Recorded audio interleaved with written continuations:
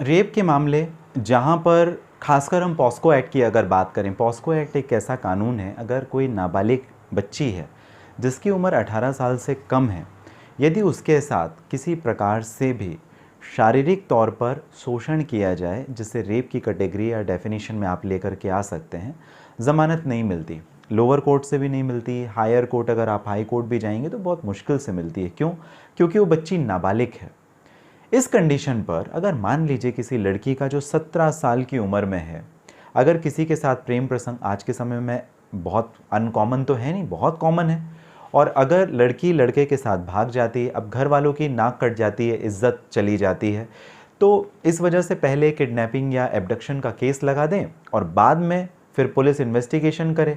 क्योंकि पुलिस अपनी चार्जशीट में क्या डालेगी, एक नाबालिग लड़की गई है, तो हो सकता है जिस लड़की के साथ वो घर छोड़ करके भागी है वो 18 साल से कम की बच्ची, तो उनके बीच में शारीरिक संबंध भी बन जाए। जब शारीरिक संबंध बन जाते हैं तो पुलिस रेप की डेफिनेशन में लेके आ जाती है।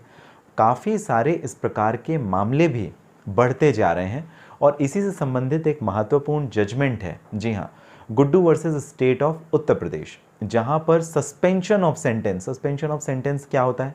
सस्पेंशन ऑफ सेंटेंस का मतलब लोअर कोर्ट ने सजा दे दी थी, जो लड़का था सजा दे दी थी, उसके बावजूद जो सुप्रीम कोर्ट है, ऑनरेबल सुप्रीम कोर्ट है, उसने उस सजा को ख़त्म कर दिया और कहा कि अगर ये कॉन्सेंशुअल रिलेशनशिप था, दोनों के बीच में लव एंगल था, दोनों के बीच में लव अफेयर था, तो भले लड़की की उम्र कम थी, आप इसे रेप की कैटेगरी में दायरे में नहीं लेकर के आ सकते।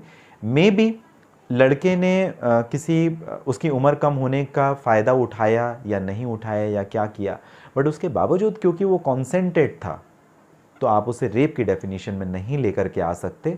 और जो अक्यूज्ड पर्सन था गुड्डू, उसकी सज़ा को बर्खास्त कर दिया, ख़त्म कर दिया, बाइज्जत बरी कर दिया। बहुत रेलिवेंट जजमेंट है माननीय सर्वोच्च न्यायालय का।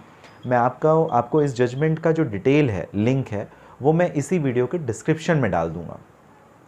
ये केस डिस्कस करने का मतलब मेरा केवल और केवल आपसे ये था कि आखिर आप क्या समझते हैं कि अगर, हालांकि रेप जैसे जघन्य जो घटना होती, जो सीरियस ऑफेंस होते हैं, वहाँ पर ज़मानत ना मिले तो अच्छा, लेकिन अगर किसी इंसान को बेवजह फंसाया गया तो उस कंडीशन पे क्या?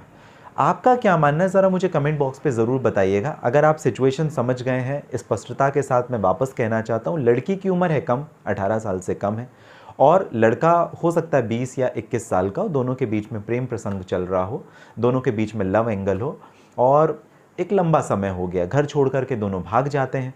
भागने के बाद कुछ समय दोनों साथ में रहते हैं, 6 महीने, साल भर या उससे भी ज़्यादा, दोनों के बीच में शारीरिक संबंध भी बन जाता है।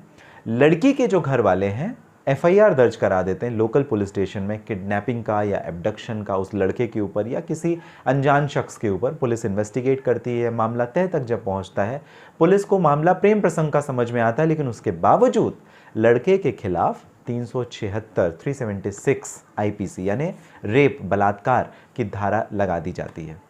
पॉस्को एक्ट लगा दिया जाता है। पॉस्को एक्ट, जब बच्चे के साथ शारीरिक शोषण होता है तो पॉस्को एक्ट लगता है।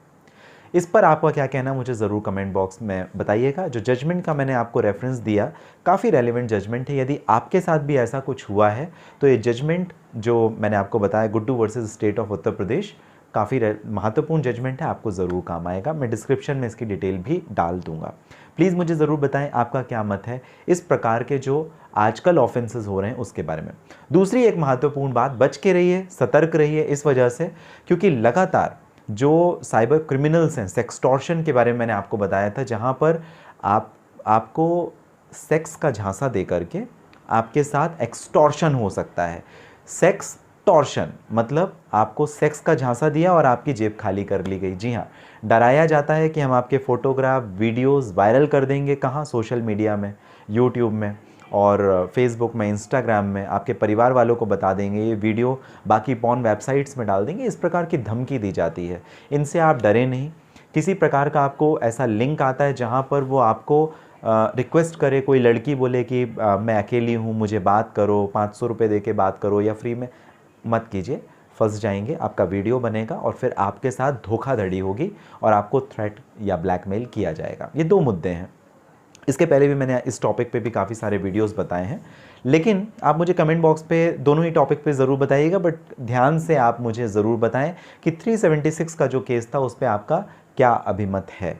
और ये जजमेंट भी आप ध्यान रखें, Guddu versus state of Uttar Pradesh. Detail में मैं इस डिस्क्रिप्शन में पूरी इस जजमेंट की डिटेल्स मेंशन कर दूंगा। तो चलिए मिलते हैं अगले वीडियो में। किसी परेशानी के लिए बात करना चाहें तो आप मुझे अपॉइंटमेंट बुक करके बात कर सकते हैं, इस वीडियो के डिस्क्रिप्शन में लिंक है। अगला वीडियो मैं आपको बताने वाला हूं जहां पर प्राइवेट पर्सन भी, यानी मैं कोई पुलिस पर्सन नहीं हूं, लेकिन फिर भी किसी व्यक्ति को मैं अरेस्ट कर सकता हूं। कब कर सकता हूं? सेक्शन 43 के हिसाब से, क्रिमिनल प्रोसीजर कोड 1973, इसके बारे में बात करेंगे। मिलेंगे अगले वीडियो में, तब तक के लिए आप सभी रखें अपना ध्यान।